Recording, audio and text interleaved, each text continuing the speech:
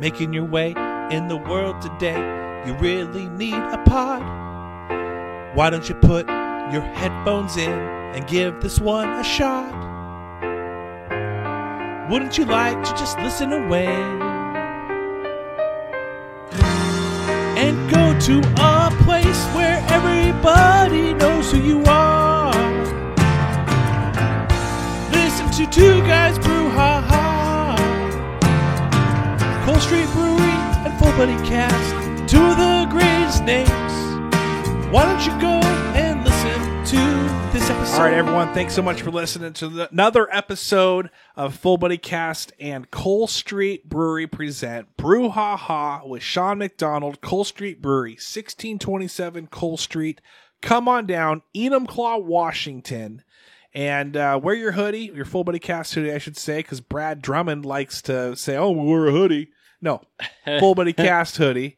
Also, you can grab a hoodie from Sean. Won't get a discount, but there's plenty of merch there.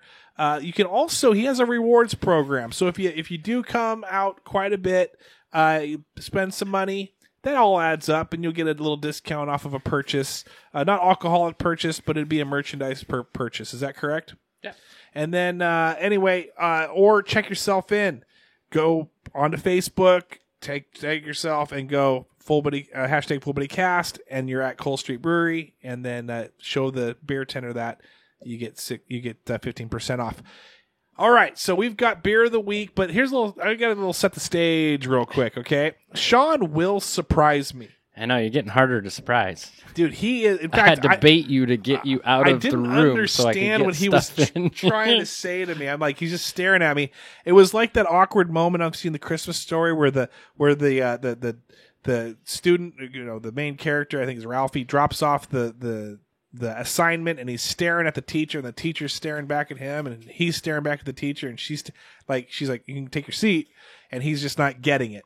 I wasn't getting it when Sean was just staring at me, almost like a Wilson from Home Improvement, just staring over the fence line, over the gate line, staring at me like, well, so I keep moving. I brought in 2 glasses and said, hey, could you quick rinse these glasses out?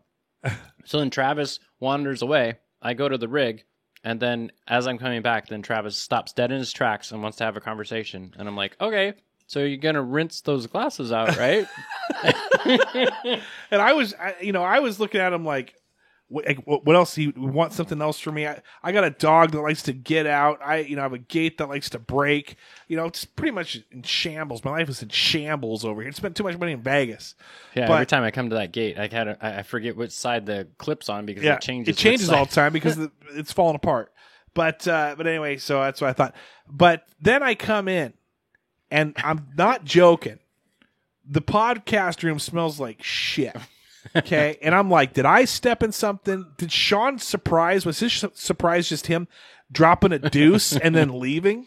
That'd be put a dead rat under your chair. Yeah, it smelled like dog poop. I thought it was dog poop. But anyway, so then I'm like, oh wait, I see little crackers on the old table. So he kind of gave it away.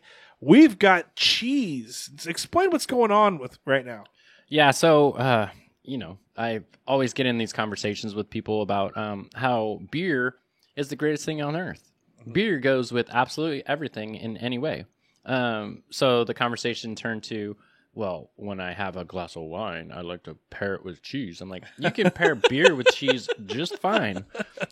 So wine tends to set itself off from the flavor that you're trying to get, versus beer tends to blend with the flavor that you're eating.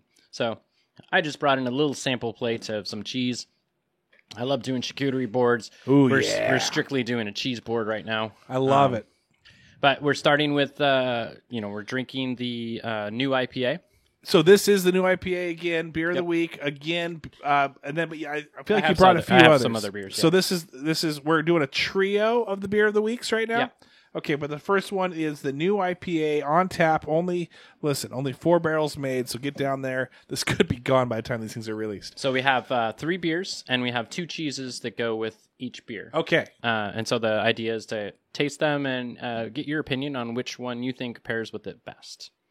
So I'm going to try each. I'm going to try one of each. Well, So to go I'm with a cheese guy, by the way. I'm a cheese head. so to go with the IPA, I have the Asago, which is this creamy one right here, Okay. or the Feta. The Feta is kind of like a basil Feta, or Right has here? basil. Yeah, right in the middle. So what am I trying? Either of those two. I'll try the basil because it's popping out at me right now. Mm-hmm. And it's right there within finger grasp. Oh, that's good, dude. Yeah, so these are both cow-based. I didn't really pick up any goat cheese ones. Man, that's good. Where'd you get that? Safeway. Dude, that might be my new favorite cheese right now. I love it. It's like a pickled basil. I always have that one for salads. Like, Dude, it's one of my that's favorite so things to good. throw on top. Goat cheese and then feta is my two go-tos for salads. All right. So it has that kind of spice, and then you obviously the IPA has a little bit of its own little bite, little spice to it, and they just blend together so well. I tried the other one too. Mm-hmm. The Asiago or Asiago. Mm-hmm. Okay. Azigo. I don't know. I don't know how to say it. Azigo. Dude, I used So that one's a little bit creamier. It is. It's a I used to softer not be a cheese mouthfeel. guy, but I'm like all about cheese right now. Mm-hmm. Me too. Especially this time of year. Sit out on the lawn and have a charcuterie board. Absolutely. That's good. I am Also wanted to digging point it. out one of my VIPs bought me this charcuterie board. So it's a much larger. I brought a small version of it. It has 3 different of these, and then a big board on top of it. Plus, it has a little drawer that has, like 4 or 5 different cheese knives on it. Dude, I'm all about this cheese right now. It's delicious. All right. So it pairs well. I like it. Am I saving these for any others? Nope, that's for the IPA. Okay. So All right. finish your cheese and your IPA. Probably. I'm in. I'm down. Okay. So then we're going to go a little bit lighter. So this is the Pilsner. So hungry too. This is perfect. I was too. That's why I thought this would be a good thing to do. Great idea. Cheese and brews. Everyone wants. So what's this one called? So this is my light lager, my Pub Light. Okay. It is a Pilsner / blondish. Pub Light. I call it the light lager now because I got tired of explaining that no, it's not Budweiser. And when it sits next to the Vienna lager, everybody orders a Vienna, and they're like, and I say, that's a dark lager. Oh, I don't want a dark lager. That's too heavy. Well, I have a light lager right here. It's just called Pub Light. Instead, it's still good. I just call it light lager. So with that, we have the Havarti. Okay. Let me go ahead and jam on that. It's right closest to you. So good. And then we have, of course, the Brie. I brought a knife for the Brie. Okay. So good. So it's light, crisp beer, crisp on the tongue, and then you have this nice, smooth, silky cheese. Yeah, that's a good point. Is that how Blends things together. pair?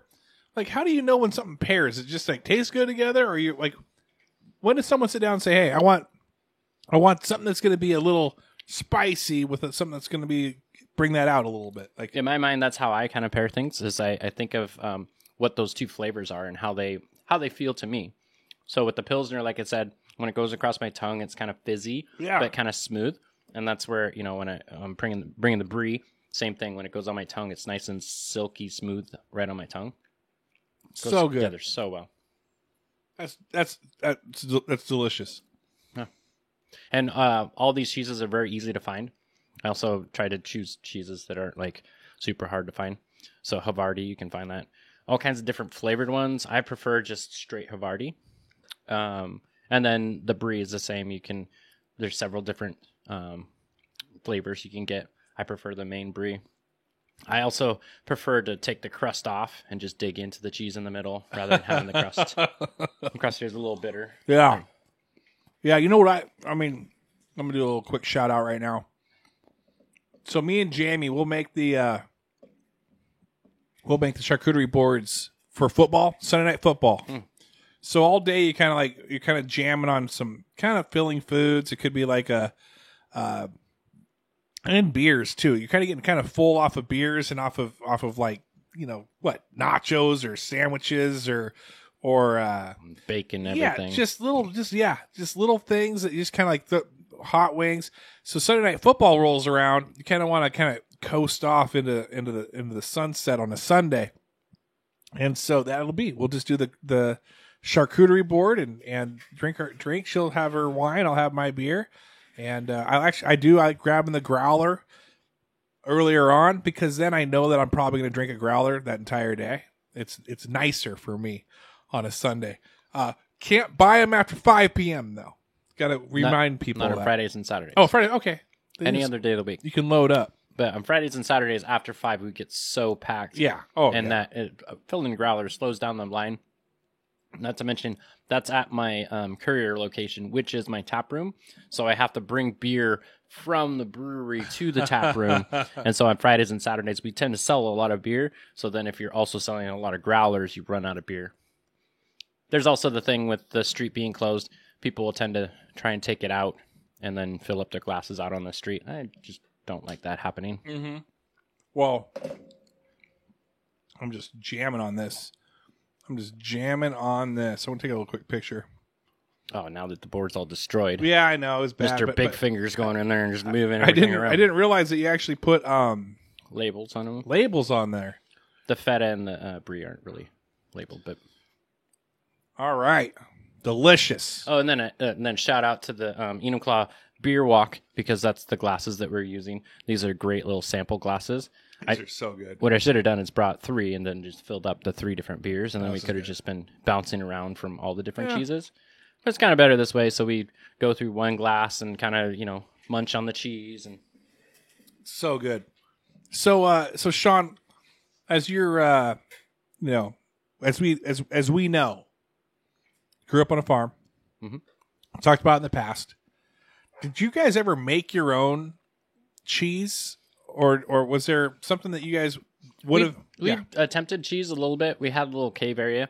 The problem with cheese is it can be difficult, especially if I'll say it wrong, but wisteria, I think it is. Okay. Kind of goes through there. Once it's in there, you can't get rid of it, and then that can be kind of dangerous. You can get sick from that. Yeah. So it's one of those. We attempted it a couple of times, but just for personal use, not for professional selling or anything.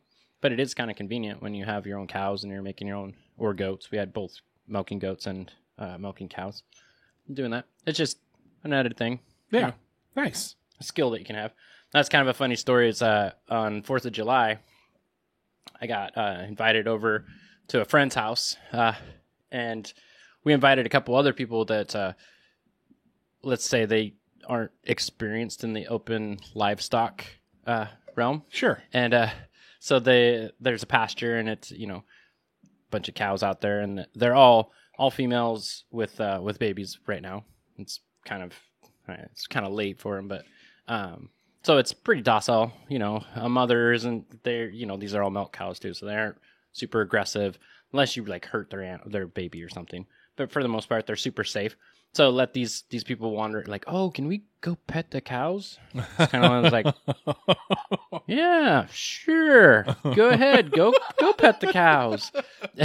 And of course, these cows see them coming and just kind of wander away, just mosey away. So then you're just watching these people wander around the pasture, moving trying the cows around, why don't they?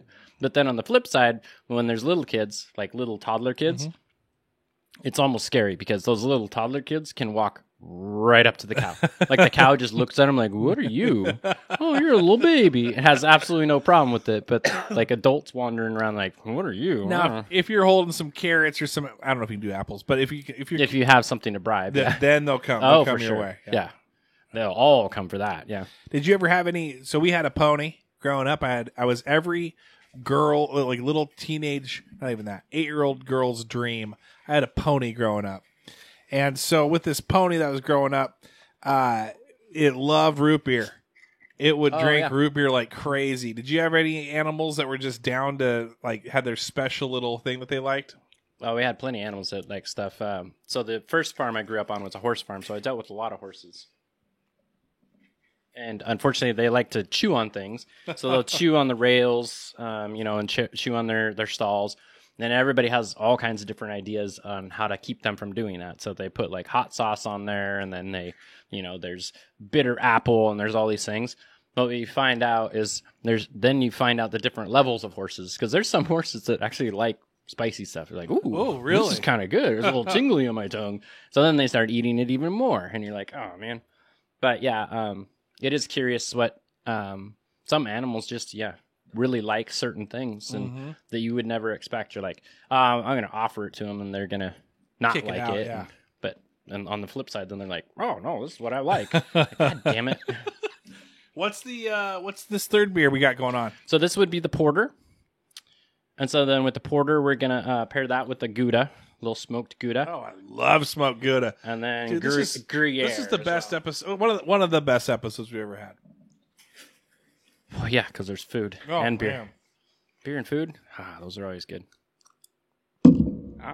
Oh, yeah. Porter's good. A little smoky. Goes with the smoked Gouda very well. So with a porter, you pick up, like, let's say you're smoking a brisket or something like that. Is that what you're probably drinking it with? Oh, yeah. Yeah. Definitely anything barbecued or anything smoked adds a little extra level to that. Does anything that ingredient-wise for a beer take off heat? I've said this before with the IPA. IPA will cut. If you eat something really spicy, a lot of people are like grabbing for milk and that sort of thing. Right. And IPA actually works really well on that. The hops themselves like really cut down on heat. Really? Okay, cool. 'Cause, I'm always trying to figure out what I want to order. I love hot wings. I like trying those out wherever we go. Mm-hmm. And beer and chili works. Spicy. Oh, that's chili. a good call It's too. a really good one. Yeah. Mm-hmm. Good. See, you learn things. This is I feel like I'm talking to like Bill Nye, the beer guy, right now. Scientific Sean, the brewmaster. Oh, I don't know what I know until you ask. I don't know what I don't know until I ask. That's good. Yeah. I don't know if this is the most exciting episode though, because I think just us eating and drinking. It's okay. People, it's okay. It's authentic. It's authentic. Trust me, this is really good. It's really good cheese. It's so good, guys. Dude, I am so happy you brought this. So I'm feeling happy as a clam right now. In the fall, in the past couple of years, I mean, last year was a little more difficult, but in the fall, I'm planning on bringing back Taste of the Plateau, in where I open up the door to, like, I'll put an ingredient out there, and you have to use that ingredient and then bring it. And and it's a little competition. This came to mind because when I was getting the charcuterie board out, I actually did have a whole bunch of spoons that were like laser cut, so they actually have my logo on it, and those would be the prizes. And then I have a really big spoon for the end finale. And cheese is one of the ingredients. It's good, dude. All right. We're going to move into another. Porter and Gruyere. You know who we should bring on one of these days is Chef Kai, and have him bring some meats and smoked cheeses, and we just eat, and we just talk to him. Have him bring food and let him talk while we eat. We just eat. Oh, yeah. And we're like, oh, that's really good. Thanks for telling us that. And then, oh, what do you think about this? And then we just go back to eating. Mm-hmm. Mm-hmm. Do the little filler words while he does all the talking. Yeah, I'm totally down with that. Okay, we need to trick someone into doing that. So the last Sunday of Sundays on Cole, which is August 30th, we're going to do dinner on Cole, and there's going to be Cole Street gets divided by Griffin, and there's going to be two sides. The side that's on the Courier Herald side is going to be Chef Kai, and then the side that's on the opposite side is going to be Casting Iron, are going to cater it. So, what day is that? Sunday, August 30th. Dude, I want to try and make that. I think I have a golf tournament, but I might be able to make that actually. Do you have to? How much does it cost? Is it like 20, 40, $50 to get a plate per plate? But at least get you a spot. It is per plate. And sorry, it's August 28th. Okay. It is per plate. The prices are still in flux, trying to figure out what ingredients we can get and that sort of thing. Hopefully, somewhere towards the end of July, those those tickets will go on sale. Nice. And I'll definitely mention on here. It's super easy to, we'll have another QR code that you can just click on and pay for those tickets. Nice. Limited seating, of course. And you are going to be there too? Of course. And are you gonna be like You're going to be eating. Yeah. eating, and then, but no beer can go out there, right? Nope. That's still in debate. That also could change the price of the tickets. If we do include a beer garden, there's some added cost to that, some added insurance. That's why it's kind of in between. Probably, it also adds a little bit more hassle too. So we're probably not going to do that, but we might. Now I want to ask you, since we're kind of on the farm-esque type of things too. Okay. Okay. What we just had the 4th of July. Mm-hmm. Did you guys have to stay home during the 4th? Did you guys go crazy blowing things up? Like, did the livestock get spooked? Like, how does that all happen for you when you were like a kid, teenager? For sure. When I lived on the horse farm, that was a rough week. Because we'd bring in extra bedding and double bed the stalls. Some horses, like our hunting horses, they didn't care. But there's other horses that are very spookable with that. And so you double bed all around the wall so it's a little bit softer. Maybe get some, little horsey downers sort of things to kind of sedate them a little bit. That was definitely a pain in the butt. But that was the first farm. Moved on to the dirt farm when I was, 12 or so. And so then what are they going to scare? Trees?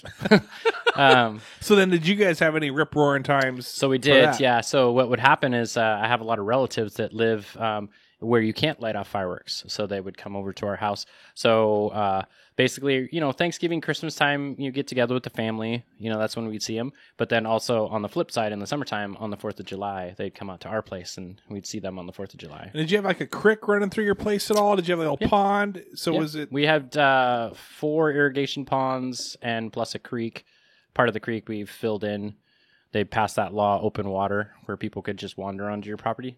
My man didn't really like that, so we just put a tube and then we buried it. Kind of got in trouble for it. They said we couldn't do that.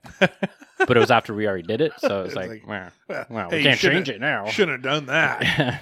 But yeah. Can you swim in irrigation ponds and all that? Or is it weird? Or is it like... you can, when it's pumping, you have to be a little careful because you don't want to get by where it's pumping. It'll suck you up. It won't kill you or anything, but you could get stuck. Right. But it only pumps like twice a day, so you're pretty good most of the time. So and then it fills back up and it's ice cold. It's really good water. So those super hot days where you're just like, you would just jump right in for like a minute and I used to come home from school, the late spring, early summer and go right down the hill, right into the pond. Now, as a kid, we're growing up on the farm. Was it weird to like hear about, like, I'm guessing very little, unless it was like probably pouring down rain, you couldn't do it, or snow. You were not like watching Saturday morning cartoons. Oh, we had a TV, but we had VHSs. We had 4 VHSs, and that was only like on really stormy nights or something. That's the only time we watched TV. But other than that, you were outside. Outdoors, yeah. Up early. And so these kids would be like, oh, I'm going to, like, did you go spend the night at anyone's house, like, a weekend and be like, oh, this is great, I got to watch some TV? Or did you even care about that? And play video games? I mean, I never had video games either. And, wow, this is cool. And they're like, yeah, this is a super old game. It's super lame. I already beat it and all that. Like, man, this thing's amazing. I've never played this. This is so cool. Yeah. Oh, yeah. That's awesome. That's cool. And then, do you still run with any of your old friends that you ever see them? I still run into them. Michael Monaco just stopped by this last 4th of July. Yeah. Yeah, he still lives in town. And I don't know. Yeah. Did you do any of the VFW type, like those displays that they have at the King County Fair with, the big giant, is it VFW? Like the Grange halls. Oh, like a Grange hall? Mm-hmm. Any of that stuff? No? I did 4-H, but I did cows. I don't know, cows, goats, bees, rocketeering. But I didn't do any of the, like what you're talking about. I didn't do any of that. Okay. Grange hall stuff. The dirt stuff, I didn't know. But so you did a lot still. Mm-hmm. And so you did that like a couple of years or in and out of it? Yeah.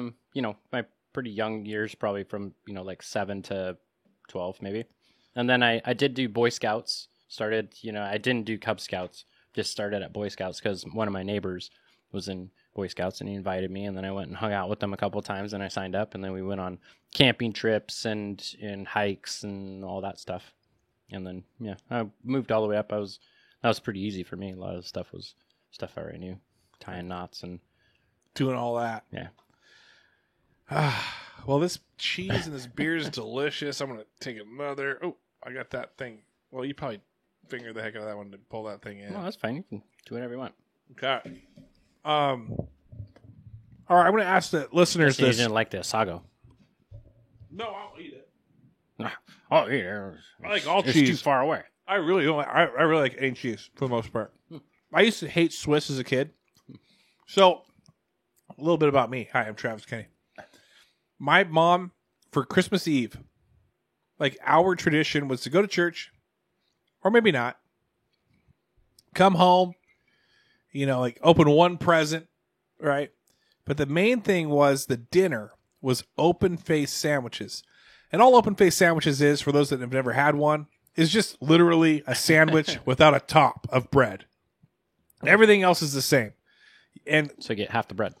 You just get, one bread, and then you get a little meat, if you want some mayonnaise on it, whatever. So, and then cheeses. And my mom, I'm a kid, so I loved like the cheese-wise, it was just American cheese, or it was like, sweet stuff. Yeah, cheddar. My mom would get Swiss. Ew, Swiss. Ew, Swiss. Now that I'm an old fart, an idiot, I love all, like, medium cheese is boring to me. If I even make a burger, it's like, I'm throwing pepper jack on that at least. Something to, blue cheeseburgers. I used to hate blue cheese. Hate it. It is so good.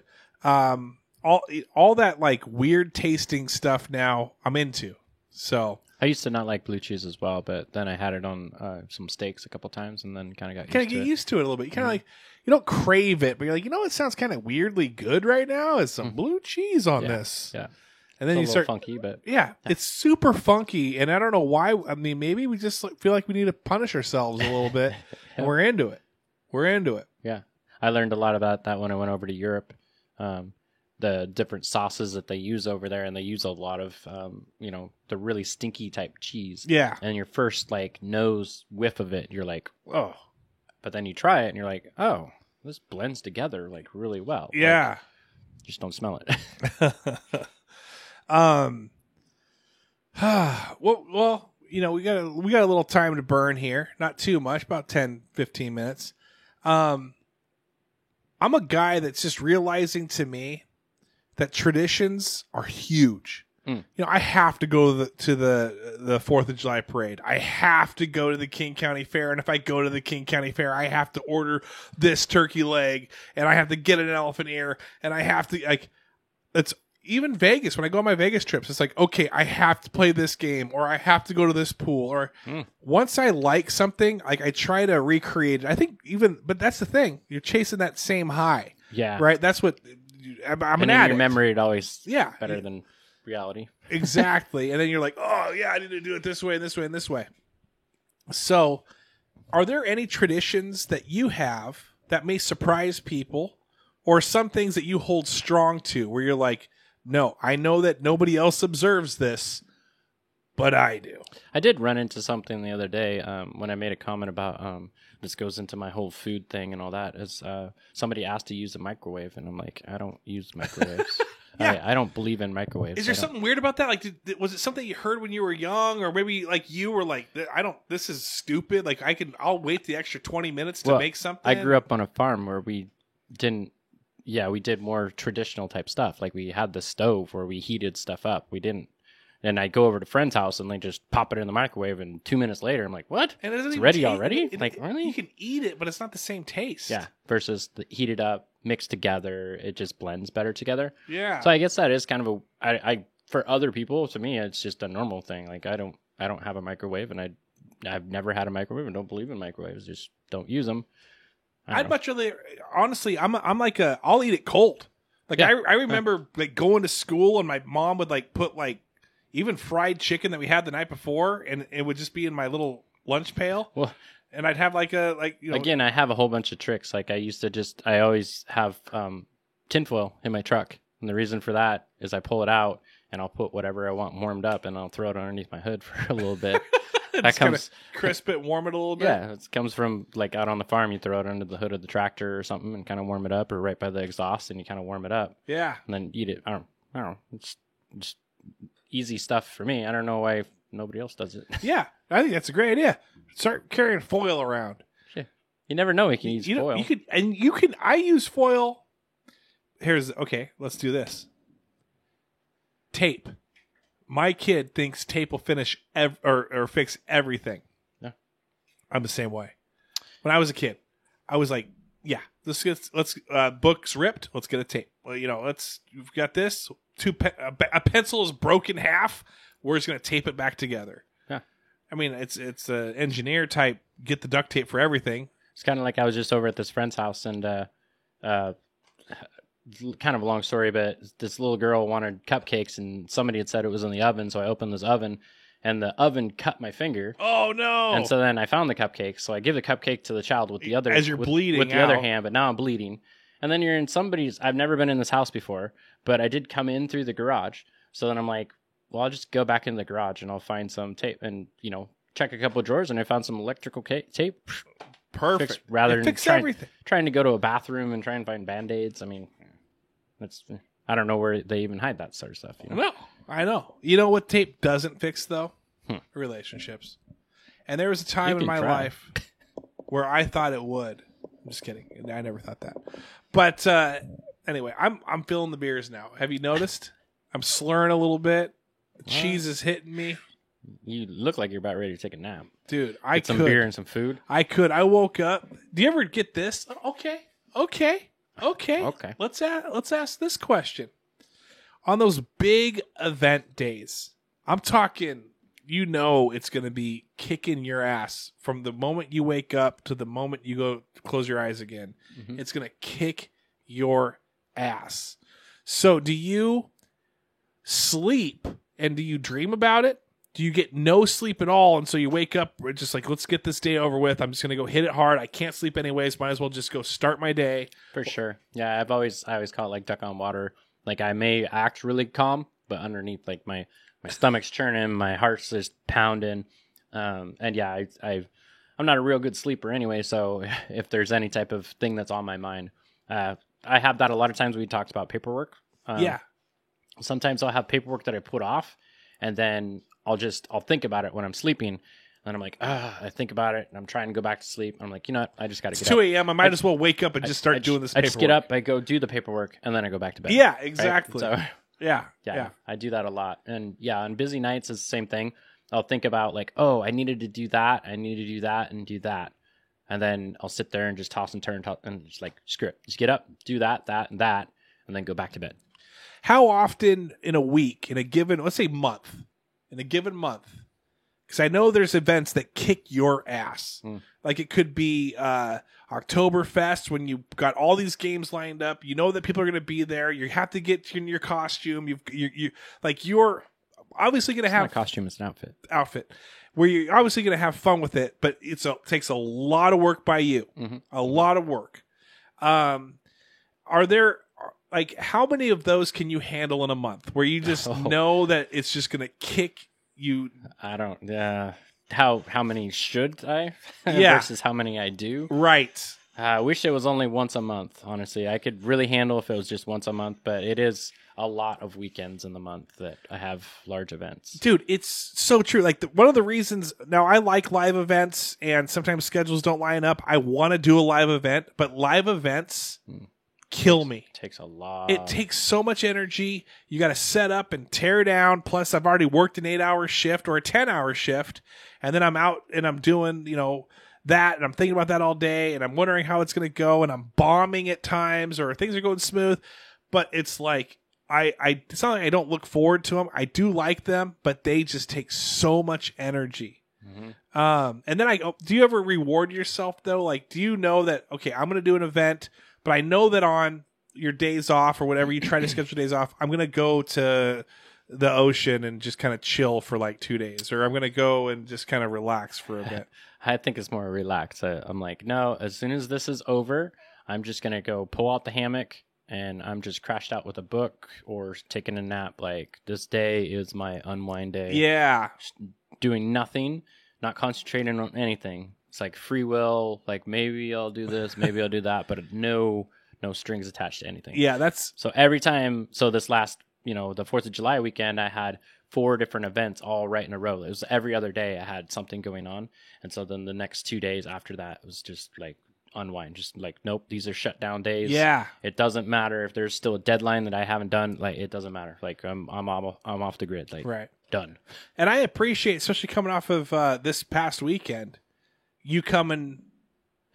Today doing the podcast. Yeah, this was one of my shutdown days. Today was, but still, this takes a lot of energy. People don't understand. Like when you sit there and you have to be you have to like for 40 minutes listen and talk and not miss anything, and also come up with it. It takes a lot of brain power. When I first started doing this, I would do 1 episode, maybe 2, and then as soon as people left, I would just go take a nap for like 30 minutes because it would just be draining me. Yeah. But you have something fun coming up. You guys got the board game thing tonight, or is it going to be? I don't know. I haven't heard. We did do board games last week. We did card games. I took some pictures of it and posted it on my Facebook. Yeah. Kind of fun games. From the GameStop or Cole Street Game Shop. Game Vault. Yeah. There you go. Yep. Yeah. No, we grabbed a few things too. Father's Day, Madden got me a few things. It's nice to go down there. Adam, my brother, got into this like 8 years ago before all of us. I think it was like Catan, and then we've talked about Catan. But now it's like learning new games every time we get together. We had the 4th of July 3rd of the July at my parents' house, and my brother brought some games. I brought some games. There's this one game where you're getting there's 3 people that are hunting you, and this game board's pretty big, and each one's got a little square, and you have your like a pad where you can only move four areas, and they don't know where you're moving. Oh yeah, but it's like areas. A15 in your mind. You're like, okay, I wrote down, I moved to A15, but during that time, you've got 3 objectives. You got to blow something up and then get out. And these guys are hunting you, and it's like, oh, this is good. It's like a brain like pretzel bender, whatever I'm trying to say there. The game that we played a couple card games, but this one it's like veggies. I could pull up the name of it, but it was kind of cool because you have these cards you flip over that have it's like a marketplace, so you're trying to sell vegetables at the market, and then if you have the most vegetables, then that's your number. Or that's yours, and then anybody else that has those can get those can get points from that as well. Mm-hmm. But it can switch so easily. It's right on the teeter line of whether you have a bunch or you have a few. So it's a really kind of a strategy game, but it's kind of fun. Real wide open. So many different ways to end that game. Yeah, that was a fun game. That's good. Let's do shout outs. I'm gonna shout out 2 things right now, guys. I'm gonna shout out Sean for always being creative. We did back in October. We had he invited people over. I think who came? I had my brother. I think I had Sarah Johnson here too. Then I had and then Jen and John, and then Dave Weiss, and Joanne. Yeah. That was a fun group. And then we all tasted pumpkin beers and gave our ratings. And that was like a 2-hour episode, but it was fun. Yeah, we had a lot of fun with it. We've done, he's even brought in like a show and tell type thing of like, this is how he brought in all the hops. I think I still have that box. I should give it back to you. But hops. Make a beer out of it. I could probably do that too. I don't know what I'm doing. But, and then now this cheese thing. He's so creative. He's done things in the past. We had Ira Potter, and we had this other. I don't know the lady's name, but we did a taste test thing down at Cole Street. Like we had to blindfold ourselves. Anna. Yeah, that was fun. Like you're always coming up with creative, fun things. So shout out to your big brain over there. And then I just like to have fun and drink beer. Yeah. Oh yeah. I like to have fun and drink beer. This is that should be a shirt. If you don't know that, I just like to have fun and drink beer. One thing I want to shout out though, is those that comment or message us. Please, Holly does it quite a bit. Desi does. Amanda does. Homer will message me. We get a few comments here and there. Comment. I think I'm going to start. Maybe we'll start asking a weekly or episodely question. What's your favorite pairing of cheese? Oh, there we go. And drink. Doesn't have to be beer. Could be wine. We understand it. But there's whiskeys too. Yeah. So what's your favorite thing to pair? Here's a weird pairing for me. This isn't cheese. I like beer and kettle corn, and you sell the kettle corn of the Blue Barn kettle corn. That is a good combination. That is a great pairing, yeah. So, but anyway, those are my shout outs, and then let me just quickly shout out the Patreons, and then I'll let Sean take it away from here. But real quick, Patreons, and you know what? Please become a Patreon. It'd be awesome if you're listening and you enjoy this. $5 a month. That's all you got to do. Hit me up or follow the link. It's on my Instagram of how to become a Patreon and continue to support Kellen Hall, Holly Graff, Eric Madrid, Adam Kenny Art, Seth Loop, Desi B, Cassie Spencer, Amanda Keating, Shekinah Sarver, Jared Skelly, Homer Robertson, Veronica Lara, Ben Illman, Jamie Roberts, Jamie Kenny, Apollo Doodle, Jackson Zeidhook, Sasha Carey, Russell Brandon, Thomas Savageau. I was going to do the same thing. I was going to call out my VIPs, but my list is a little bit longer than yours. Super long. Go for it. Hey, guys, take notes. So Luis Castro, who we've had on the show, his wife, Annette Castro, Kenneth Ray, Julie Kinsey, Bobby Miles, Stephanie Miles, Dave Whitemarsh, Seth Smoother, Paul Adams, Stephanie Rasmussen, who's the one that bought this charcuterie board for me. Nice. Her husband, Ryan Allen, Kelly Passy, Dave Wideco, Coach Dave Wideco, who just passed away last year. He was a big baseball coach for both White River and Enumclaw. Thomas Savageau, Heather Skablinski, Rick Skablinski, Luke Only, Austin Walsh, Joe Gannon, Joanne Weiss, Dave Weiss, John Solbrick, Jennifer Solbrick, Tracy Grossnickel, Karen Grossnickel, Max Tooley, Annie Tooley, the Hoban Woodworks, Chandler Jensen, Thomas and Sam Thompson, Nicole Barber, Scott Geyer, Jill Winters, Van Winters, Bernie Vargas, Tessa Newby, Devin Newby, Kayla Rowie, Rachel Van Hoof, and then Jake from State Farm, and and Paul Gooch Getsbosny. Well, that's it. This is and then of course Travis and Jamie Kenny. Sorry. Yes. And then that's at some point. Yeah. At some point. Credit to Sean. Sean's had me read off this list of it was 10 and then 11 and then 14 and then 20. I'm at 20 right now, Patreons. He's let me, read it with complete freedom. He didn't feel like he needed to show, oh, these are my people. Oh, you think you got, oh yeah, well, guess what? This is who I got. And he just did that there. What a following. What a grouping of VIP people. Great people, too. I've been able to hang out with a few of them. Always a lot of fun. So cool. Just great people. So, a lot of them have been supporting me for a long time, too. So I was super supportive and appreciative of those people. Absolutely. So we thank you guys. Thank you for listening. Send us questions. Comment on here when you listen. And have a great week. All right. Cheers. Making your way in the world today, you really need a pod. Why don't you put your headphones in and give this one a shot? Wouldn't you like to just listen away and go to a place where everybody knows who you are? Listen to Two Guys Brew Ha Ha, Cole Street Brewery, Full Buddy Cast, two of the greatest names. Why don't you go and listen to this episode?